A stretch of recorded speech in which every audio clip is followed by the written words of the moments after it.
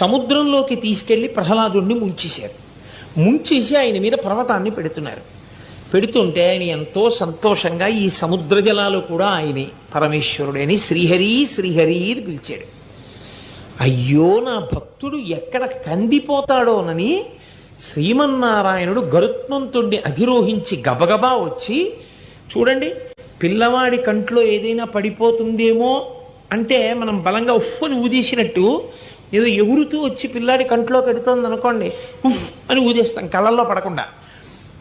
అలా శ్రీమన్నారాయణుడు రాక్షసుల చేతిలో ఉన్నటువంటి పర్వతాన్ని ఉఫ్ అని ఊదాడు.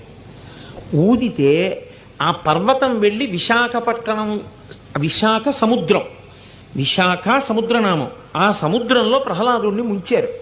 ముంచినప్పుడు ఆయన ఉఫ్ అని ఊదితే ఈ పర్వతం వెళ్ళి దూరంగా పడింది. ఈ పర్వతం వెళ్ళి దూరంగా ఎక్కడ పడిందో